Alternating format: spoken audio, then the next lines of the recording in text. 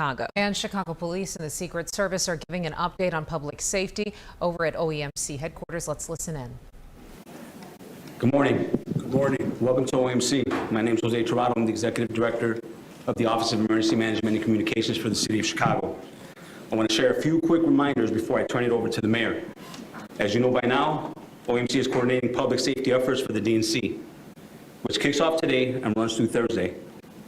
OEMC has activated the city's Emergency Operations Center to monitor citywide activity during this time frame. You've heard me say this before, but it's important for me to say it again. If you see something, say something, and I'll repeat that. If you see something, say something. Please report any suspicious activity to 911. I also encourage you to download the OEMC app to stay up to date with information on the convention. We're looking forward to a safe DNC and a safe week for the residents and visitors of Chicago. And with that, I'd like to turn it over to Mayor Brandon Johnson. Mayor. Thank you, Director Torado, and good morning, everyone. Thank you all for being here. Let me just briefly say that I am tremendously and profoundly grateful to the collaborative aspect of this assignment. Our police superintendent has worked diligently, not just with our local police department, but with local departments as well as the Secret Service and federal agencies for the last several months. And that collaborative approach is truly the spirit of who we are in this city. But we also could not have done this without the hard work of the everyday Chicagoans, led by my Chief Operations Officer, John Robertson, that has ensured that every single city department and sister agency came together to respond to this moment. The city of Chicago is really good at things like this. It's the reason why we have hosted more national and political conventions than anywhere else in America. There's a reason why Time Out magazine rated us #1 as it relates to conventions. And so the people on the front line who continue to work, to our OEMC, to our firefighters, our EMTs, our Chicago police officers, and again, our streets and sanitation, I can name a bunch of everyday Chicagoans, transit, CTA, bus operators, train operators, who've all come together to respond to this moment, and we are ready. We are ready. With that, I will turn it over to Police Superintendent Snelling. Thank you, sir. Thank you, Mayor. And I'd also like to thank Executive Director Jose Torado. He's been a great partner in this. And good morning, everybody. Good morning. Good morning. First, also, allow me to thank my leadership team and what a great job they're doing. As you see to my left, we have Chief standing here, Chief Dwayne DeVries, who has overall command of the DNC. We have Chief Antoinette Ursitti and Chief Yolanda Talley. They've all done a great job. Now standing here, Chief Angel Navales, who's also doing a great job, and Deputy Chief Jill Stevens and Deputy Chief Chris Papajuano. I can't say enough about the work that they're doing, especially with our officers. We know that the DNC is kicking off today, but yesterday we had a protest and a protest group out there, and our officers responded exactly the way that we trained them, to respect First Amendment activity. We were able to talk to the organizers in the beginning. They expressed exactly what they wanted. There was mutual respect there, and because of that, we didn't have any incidents. So just a great job, and I really want to thank the organizers for keeping the protest peaceful, because that's what we're looking for. They were able to have their voices heard. They were able to speak. We gave them that opportunity and a platform to do it, and we protected them while they were doing it. So we had officers out there on foot, bikes, so they were protecting the entire corridor. Traffic, direction, making sure that the businesses were taken care of, but most of all, making sure that our citizens were safe while this protest happened. So we're expecting large protests throughout the city for the rest of the week. We're prepared for that. We hope for the exact same outcome for every protest, that everyone gets to express their First Amendment rights. We don't have any incidents. If that occurs, then we've had the most successful Democratic National Convention that we can imagine. So we don't We would prefer not to have clashes. We would prefer not to have to make arrests if we don't have to. And we will avoid those things as long as we're not committing acts of vandalism or violence. We must protect our citizens and we must protect our city. I drove the route yesterday, all day yesterday, last night, checked on a few things across the city. Our officers are out there. They're out there. They're highly visible.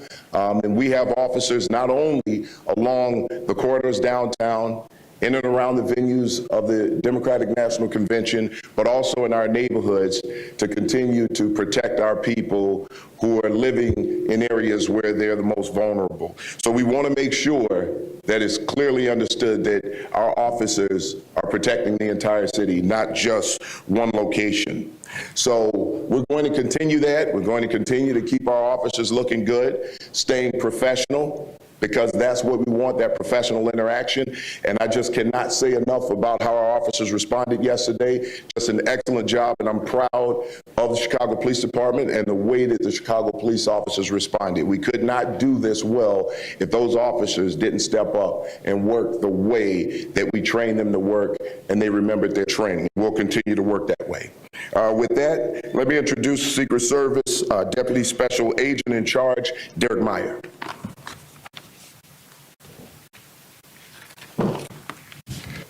Thank you, Superintendent Snelling. Thank you, Mayor Johnson, and thank you, Executive Director Tirado. I could not ask for better partners over the last year than you three. My name is Derek Meyer, and I am the Deputy Special Agent in Charge of the United States Secret Service's Chicago Field Office. The security plan for the 2024 DNC would not be possible without the help of our federal, state, and local partners. I'm proud to finally put that plan into action. The DNC is a national special security event, which means the federal government's full complement of resources are available to provide a safe and secure environment. I want to stress there is no better partner the Secret Service could have than the City of Chicago and the Chicago Police Department. Superintendent Snelling and CPD are world-class partners. The City of Chicago has had great success when it comes to hosting large events. Just this summer, the city hosted NASCAR, Lollapalooza, and the Air and Water Show. That's only to name a few. Like Chicago, the Secret Service also has a proven track record of securing big events. This is the 79th National Special Security event that the Secret Service has hosted. This is the second this year that the Chicago Field Office will host. The Secret Service supports people's First Amendment rights to express themselves freely and lawfully. We're aware of activities planned throughout and during the convention and are working with the Chicago Police Department to make sure they are safe. There will be some impacts when it comes to traffic and parking, but we have done our best to minimize those disruptions through public outreach. I'm looking forward to a safe and secure DNC. Thank you.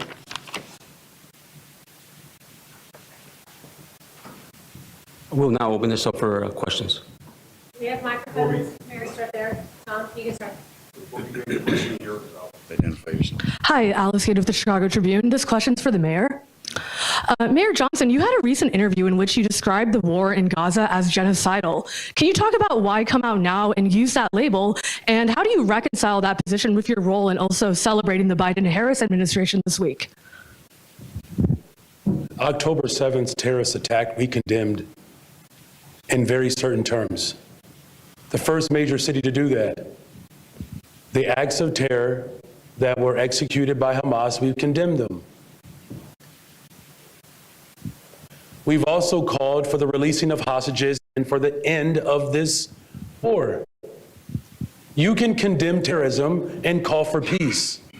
It's actually very customary within our tradition here in Chicago. Dr. King called for that. People across America are calling for that, for the immediate releasing of hostages,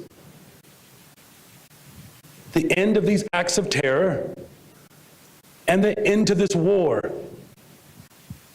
And I will continue to stand by that position because it is the moral position. Good morning. Question for Superintendent Snelling. Sam Charles from the Chicago Tribune. How you doing, Sam? Good morning, Superintendent.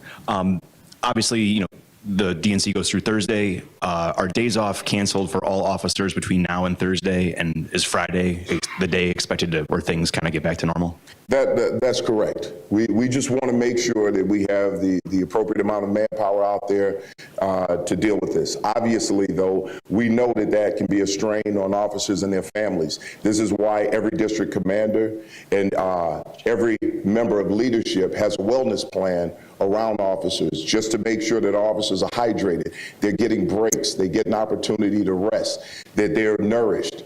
We know again that when we look at cognition, we want our officers to be well when they're responding out there. And yesterday was an example of that. You know, when our officers are well rested, when they know that they're being taken care of, they take care of others. So, yes.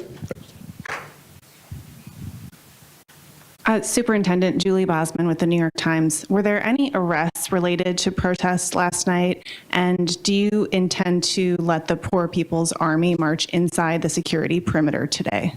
So what I'll tell you about the arrest, there was an arrest of a 23-year-old woman. She was charged with defacement of property and resisting and obstructing a police officer. She was not inside of that march. It was separate from that march. So I'm not going to associate that one individual with the peaceful protest that was put together by that group. So there was one arrest, but it was not inside of that footprint. Oh, I'm sorry. And the second part of it, no one will be allowed within the secure perimeter of the DNC. All right. This is a matter of national security. We want to make sure that everyone is safe. We saw what happened in Pennsylvania. We're going to make sure that we secure everything so that doesn't happen here. We have a great partnership with the Secret Service.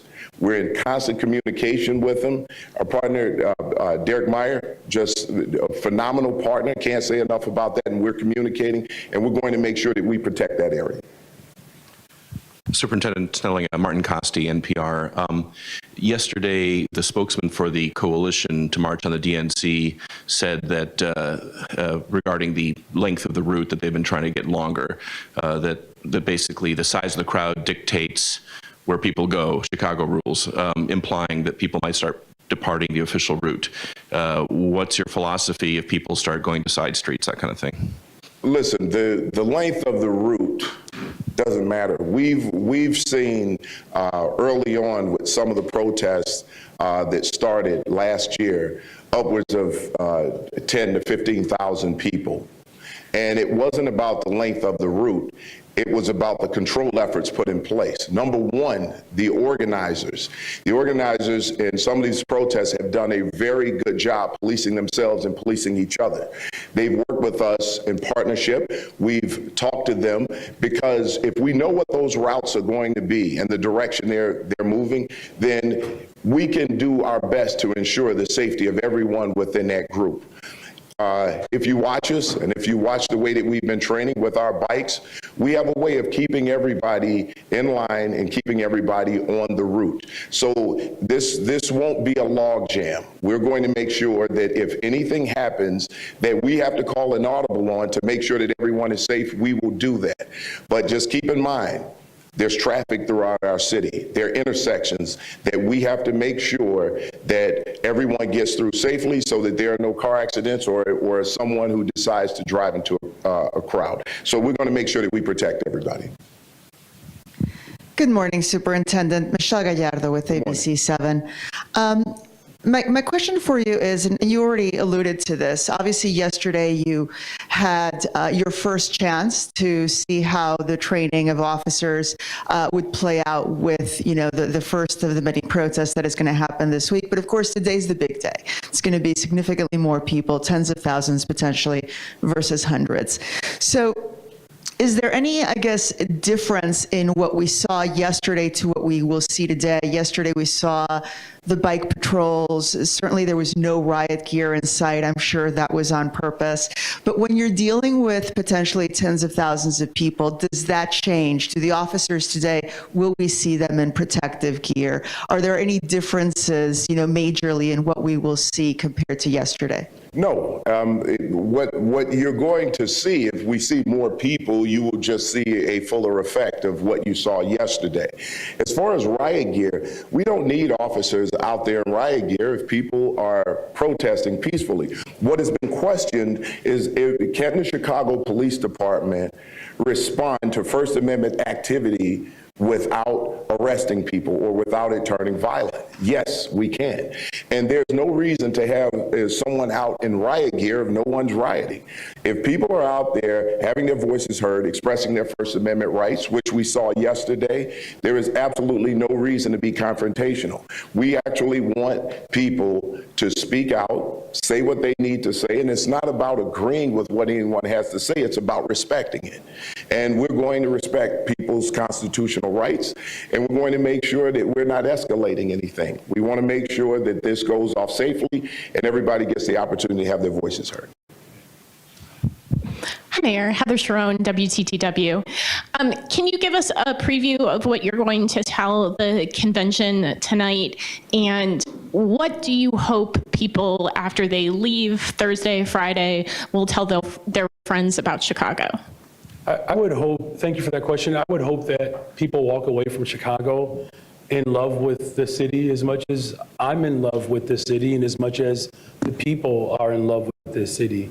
And there are a lot of great reasons to be in love with this city.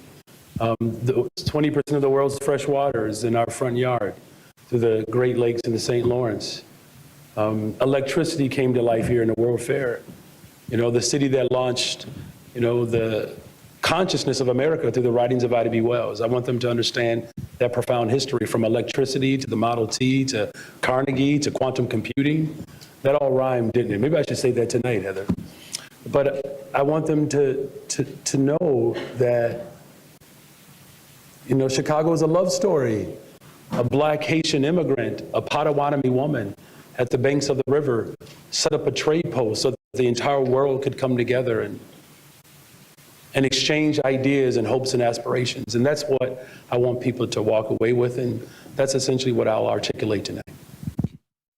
It's Mayor Brandon Johnson and other leaders from the Chicago Police Department. You heard from Superintendent Larry Snelling, as well as leaders from the Secret Service, all giving an update on public safety plans for the Democratic National Convention, saying being distributed inside and outside of the perimeter. Well, I wish I could give you a number, but what I can tell you is I swore in a large number of mutual aid officers who came in from all around the state and Milwaukee. We also have the state police here. We have Cook County Police who are helping out with that. The Capitol Police are here. We have agencies from across the country here. Most of our mutual aid officers are from right within Illinois, and with Milwaukee being the outlier. They are in charge of a lot of the infrastructure. So a lot of the locations where we know need to be secured, this is where we have the mutual aid partners distributed. This frees up our officers to be out in the field because of the extensive training that those officers have. We would rather have our officers patrolling and responding to these incidents rather than having someone from outside of our agency do those things. Chief Snelling, good morning. My name is Tarso with Bloomberg News. I have a question for you. Are you concerned about the protest that will happen outside the Israeli consulate on Tuesday? Their slogan is "Make it great like '68." Well, listen, I'm concerned about a lot of things. And when we become concerned about things, the more important thing is what can we influence? All right, so what is our response going to be to any situation that happens? Listen, it's this simple. The Chicago Police Department is here to protect everyone in this city. We will protect people's rights, again, their First Amendment rights, their rights of expression. What we will not tolerate is intimidation. We will not tolerate violence. And we want every single person in this city to feel safe. and we will protect anyone from harm or danger. So anything that comes up and I've said it a million times, where we think there's a potential for violence, vandalism, we will put an end to that as soon as it starts.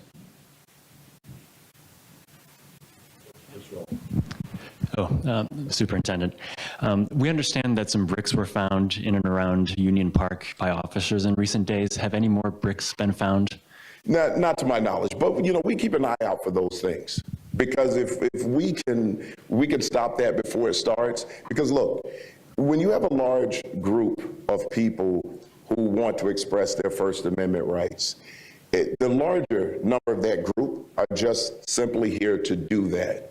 Sometimes you get lone wolf people, or you get a group that will infiltrate that group, and under that umbrella, they will try to commit acts of violence or try to escalate a situation. We're out there to stop that before it starts. So we keep an eye out for those types of things. So we're paying attention to that, and any intel that we get around those situations, we're proactive to stop it.